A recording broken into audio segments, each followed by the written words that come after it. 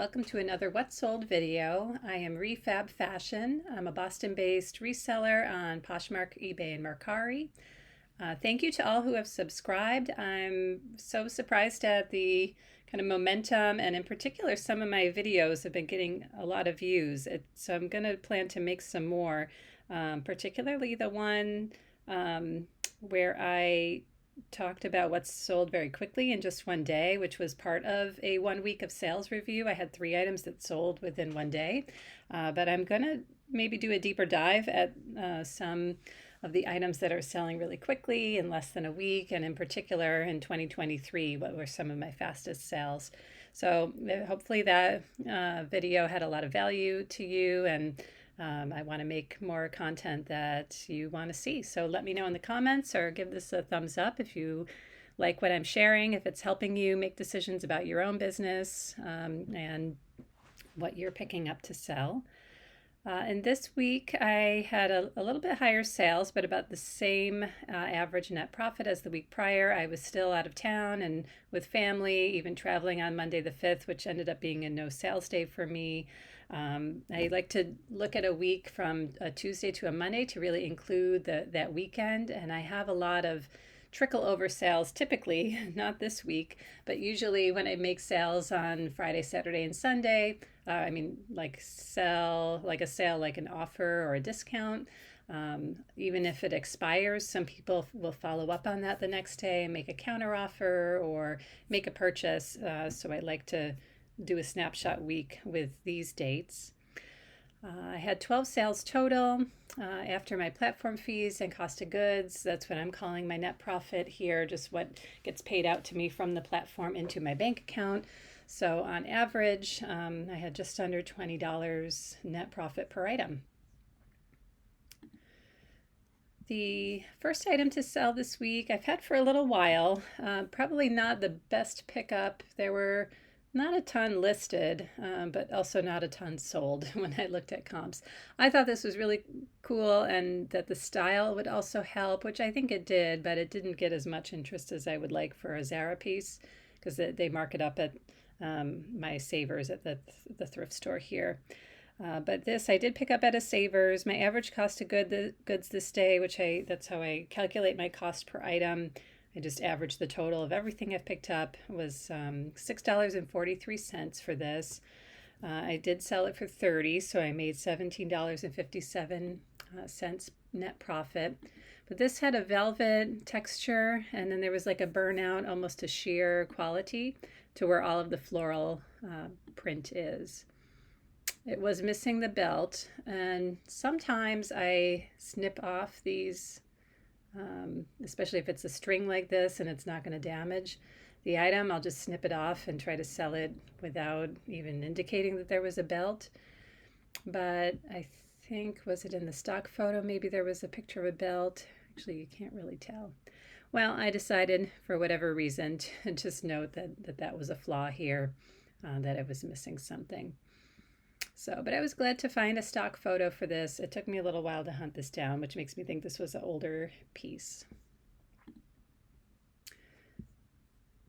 Abercrombie & Fitch jeans I like to pick up and sell. These can be priced up at my thrift stores. The average cost of goods this day, though, because I had shopped with a 30% off coupon, this was at the beginning of January, my average cost was $4.93 per item, so that was great and not always what I'm paying for these jeans. Also the black denim, the flare, it is the ultra high rise, which I like to stick to for Abercrombie jeans. Kind of a typical size, on the smaller side, 27 or 4, so not anything special size-wise. But this was a quick sale, just 13 days to sell, and sold for $42, and my net profit was $28.67. The J. Crew blazers tend to do well for me. This one I had shopped off of Poshmark.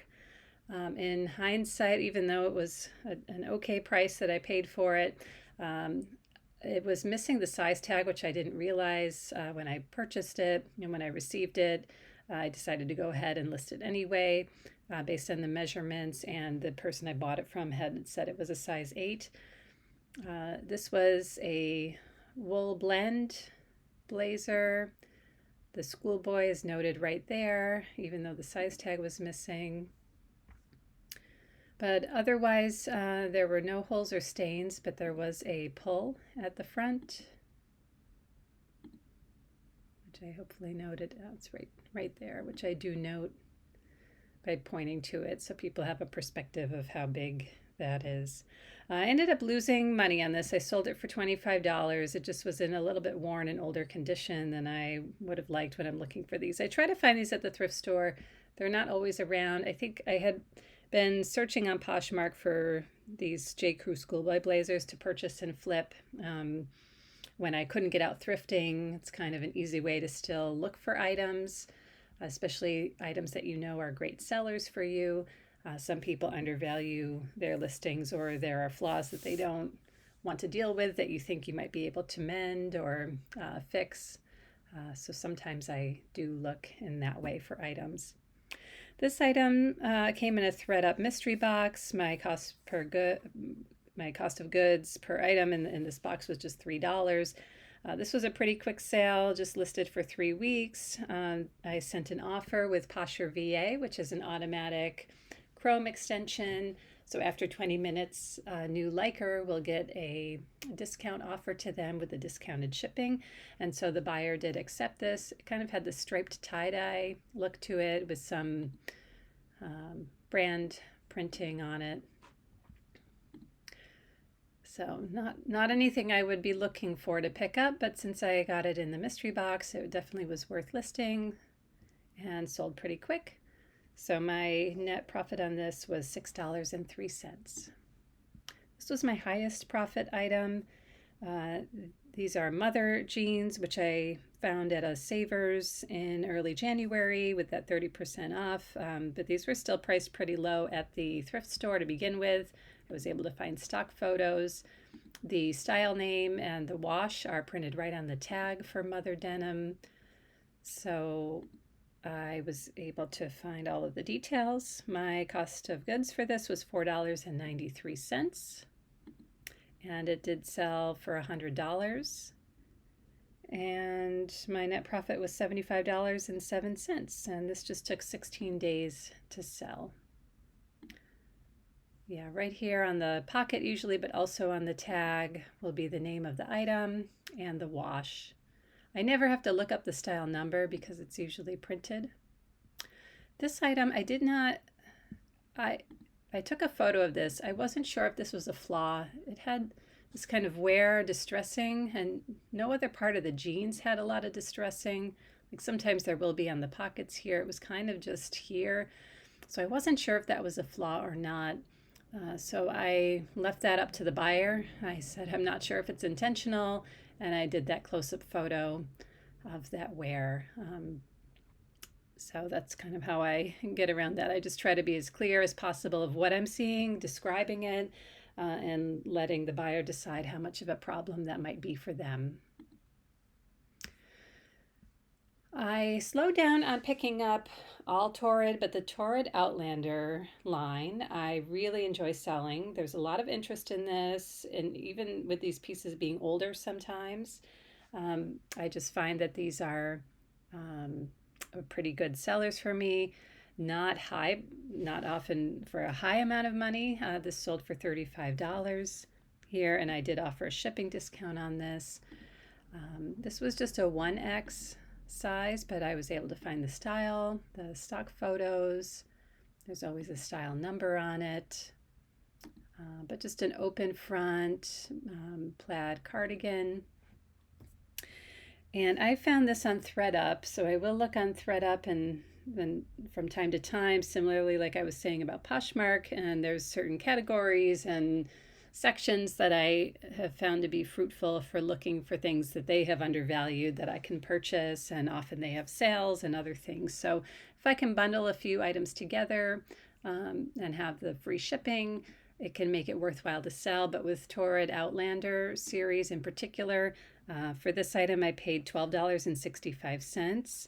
But I knew I could sell it for $30 to $40, which I did in just 1 month, and my profit, I doubled my money basically. I made $13.33. This was an item from my own closet. This is an Anthropologie piece, a dress. I loved wearing this to work back when I was going to the office. So it is an older piece. Thankfully, I found the stock photos, which really helped. I do have a mannequin I could have put it on. It would have been a little big on the mannequin, but I had some interest and steady interest. So when somebody offered me $25 for this, I accepted and just wanted to move this along. So I would not pick this up to thrift. Lilka, I don't think they sell this sub-brand anymore, so I wouldn't be seeking this out new, but it came from my own closet. Similarly, Outdoor Voices, I had slowed down, but I was thrifting one day a while ago and looked at the bras section in this thrift store, which they price, $1 to $4. So this is the longer line sort of sports bra or crop top even, and I decided to go for it. It was a size small, but this just sat for a really long time. I probably had this listed at $25 and did a 50% off offer, so the $12, and there was a shipping discount. I average my cost of goods, so I did not pay $10.85, but the average for this shopping trip was $10.85. So technically I lost profit the way that I negative $3.82 on this item, but I'm sure I just paid about $4, so I basically made my money back. I really will not be picking up Outdoor Voices anymore. This item came in a ThredUp box. My cost into it was $3. It was a new with tag Dockers. Again, this brand I would not seek out or pick up. Even in the thrift store where I thrift, men's shirts are at least $5, $6. This would probably be priced higher, and it would not be worth me picking up. But at $3 in the mystery box, I already had it. It was worth listing. And I liked the bright color, the pattern. It had a little more visually going on here. So this was a pretty quick sale, just 18 days. Poshmark VA sent an offer, so there was a shipping discount with this as well. But I doubled my money. My net profit from the platform was $6.98. This also came from a ThredUp men's box. This is a piece with Red Bull branding on it and KTM racing team. So I had to do a little research on this, but this also was new with tags, and again kind of visually interesting with the colors there. I found this easily on eBay, and so I was able to pull some more details about this. So $3 into this, it sold in just 19 days for my full listing price of $50, plus the buyer paid shipping, and with the platform fees being much lower on Mercari, just 10%, maybe it's up to 12 now, my net profit on this was $39.85. So if I see Red Bull and anything, or even Red Bull branding, I will likely pause and look it up and see if there's something to it. A couple eBay sales during this week. This is an item I've had for a couple of months. I bought it in thinking about the winter season. It was a size 1X extra fine merino wool, kind of a deep blue purple color, just a V-neck sweater, but in really excellent condition. It really didn't even feel like it had been washed. I had another color, same style, and another color that has already sold. So I was getting a little concerned that we're getting to the end of winter and sweater season, but I was happy to have this sale. Again, in my eBay store, I have an ongoing 15% off discount, so this buyer did purchase this directly for the discounted price of $33.99, and they paid for shipping. So after fees, my net profit was $22.38. And finally for this week, this was a more recent pickup. I would not pick this up again. I definitely got suckered into the brand name here and thinking about skirts and skirt season coming up in spring. But this is a Patagonia teal blue hiking skirt, a size 8, not a bad size. I was able to find a stock photo. It had a zipper pocket here, but it just was so dated. I did not have the interest I was looking for. I found this at a Goodwill, paid $4.62. It was listed for 100 days. But it did sell here for $25.49, plus the buyer paid some shipping. My net profit was $18.10. So in the end, it turned out okay. I was getting a lot of low offers or needing to kind of send some discounted offers to likers without them actually acting to purchase. So that's where I am thinking I wouldn't pick this up, or I would take my time and really look up the exact style before purchasing. So thank you for joining me. Kind of another steady week here of sales. And as I said, I was busy with some other things, which is part of what I like about reselling is you can pick it up when you have time and interest and set it down. Well, I suppose being a part-time reseller, you can do that, but it still adds to your income. So I hope to see you in the next one. If you would like to be notified of future what solds and other videos that I'm making, consider subscribing and hitting the notification bell. But I hope to see you in the next video. Bye-bye.